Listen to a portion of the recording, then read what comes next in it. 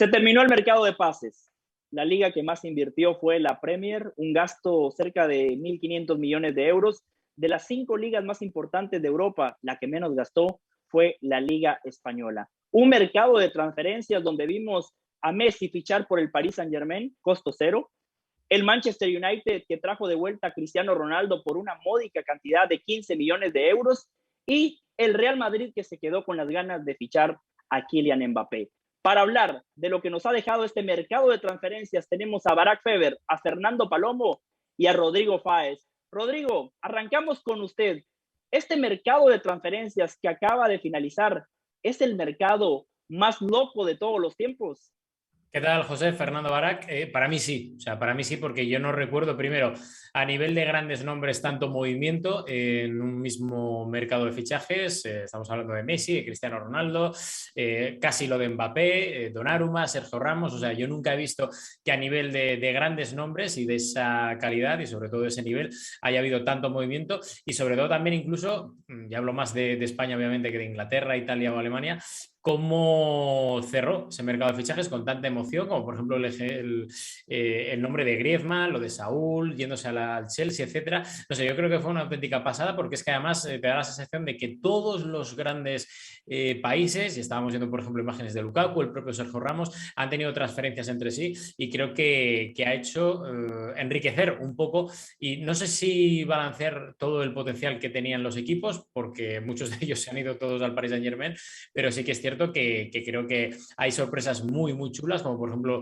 el equipo que está organizando el Manchester United, con Varane, con Sancho, con gente joven incluso intentando mezclar con gente veterana, y que dejan otros nombres que van a ser un poco la variedad a lo que venimos estando acostumbrados en los últimos 4 o 5 años, ¿no? Fernando, ¿qué es lo que más le ha sorprendido de este mercado de transferencias?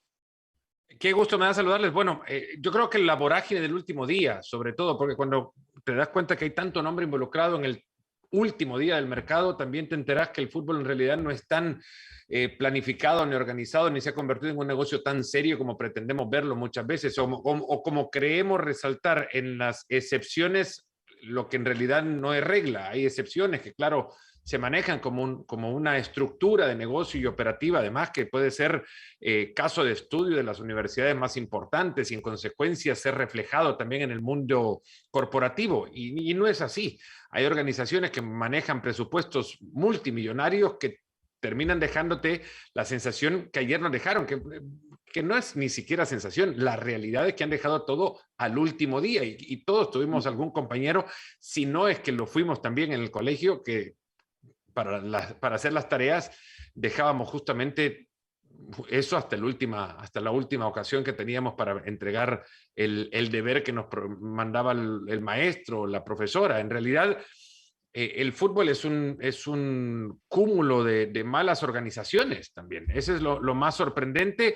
Hay una, creo, sensación también, y es que hemos dejado pasar en el tiempo tantos mercados, no se han visto los cambios que ahora se han visto, que nos olvidamos de los que precedieron la historia en el mercado o las historias de los mercados de fichajes.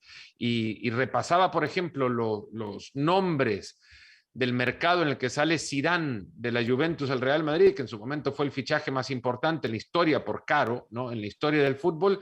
Y ahí te vas dando cuenta de que ahora sobredimensionamos mucho lo que vemos hoy porque teníamos un poco de tiempo de no verlo, pero que hace 20 años esto también se veía.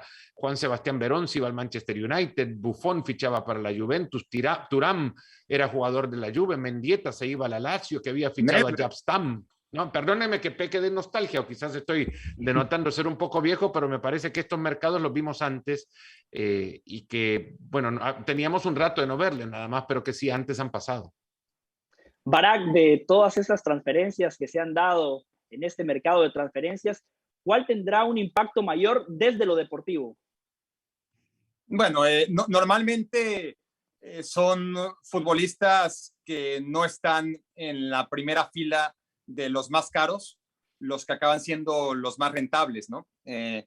Por ejemplo, el mercado que cita Fer, con el dinero y más, pero basado en el dinero que la Juventus ingresa por Zidane, puede comprar a dos jugadores que en ese momento no lo sabíamos, pero que acabaron siendo leyendas de la Juventus.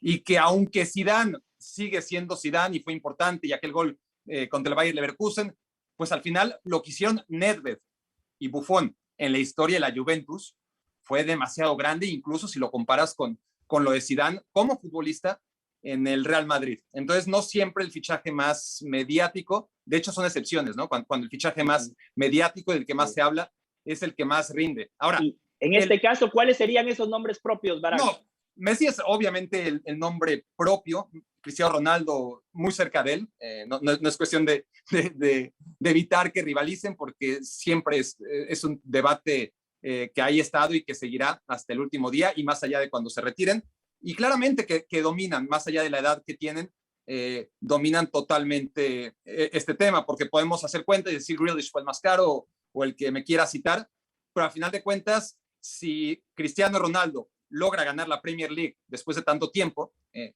el Manchester United, tenga o no tenga un peso, si hablamos a nivel cancha, si Cristiano Ronaldo, aún sin ser el gran goleador que fue en otros momentos, aporta para que el United gane otra vez la Premier League, pues será entonces el fichaje y la historia, ¿no? de cómo llegó Cristiano Ronaldo y por fin el United volvió a ser campeón después de no hacerlo desde que se fue Sir Alex Ferguson.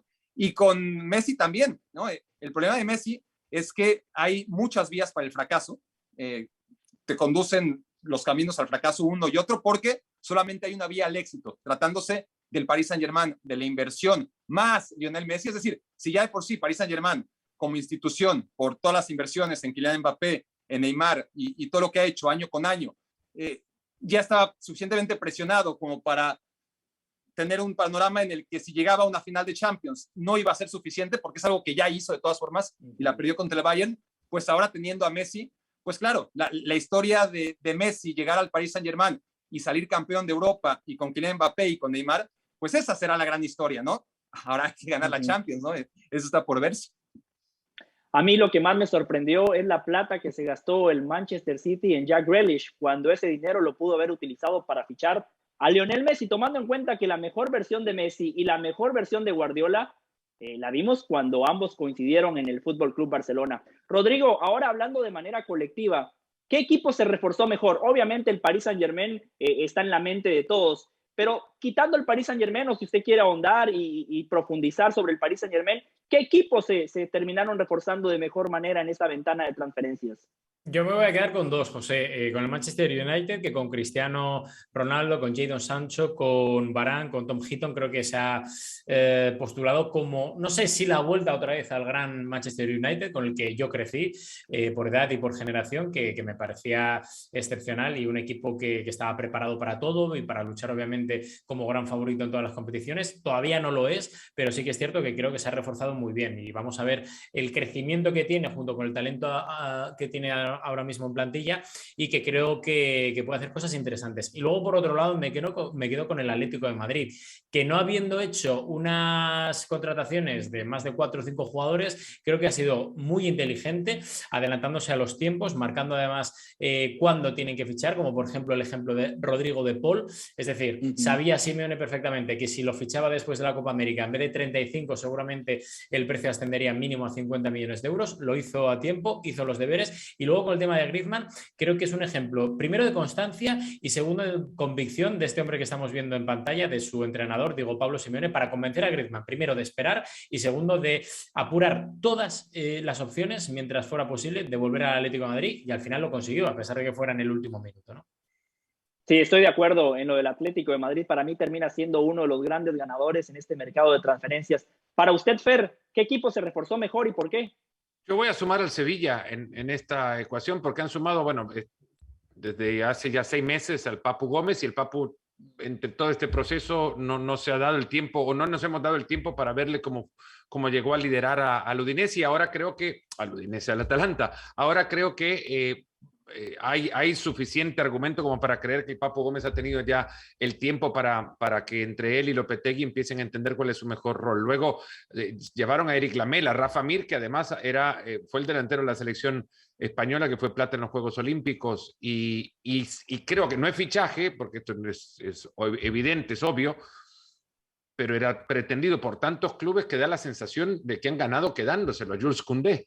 En consecuencia, es un golpe, me parece importante el que dé el Sevilla para algo que ya creíamos que era candidato para pelear por la liga, como lo fue la temporada pasada, pero ahora siendo, o por lo menos llevando a jugadores que hacen más fuerte su plantel. Lo del Atlético de Madrid lo comparto con Rodrigo, no necesitaba Griezmann para decirlo, porque ya me parecía que lo era, incluso voy a sumarle otro nombre, el de Mateus Cunha, un jugador que Barak conoce bastante bien, que sabe perfectamente lo que le puede dar al Atlético de Madrid, porque tiene una gambeta enorme, tiene capacidad física como para que les haga recordar ya al cuerpo técnico que es muy parecido a Diego Costa y que además tiene una predisposición magnífica.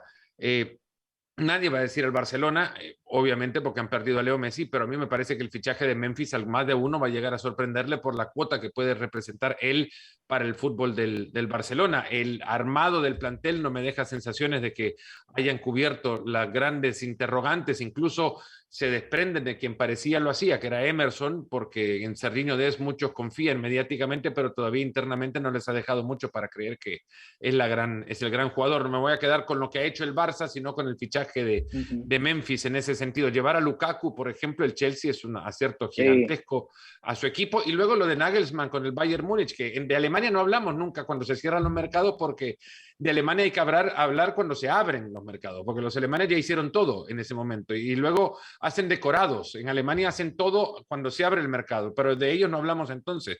Pero el Bayern Múnich ha hecho muy buen mercado con Upamecano, perdón, y Sabitzer. Sabitzer lo quería Mourinho. A Sabitzer se lo quería llevar Mourinho desde el mercado de invierno pasado. Lo quería ahora en la Roma también. Y es un jugadorazo, de verdad. Y yo, bueno, por ahí me quedo. Nada más el RB Leipzig no ha hecho mala tarea tampoco para fortalecer el equipo de Jesse Marsch.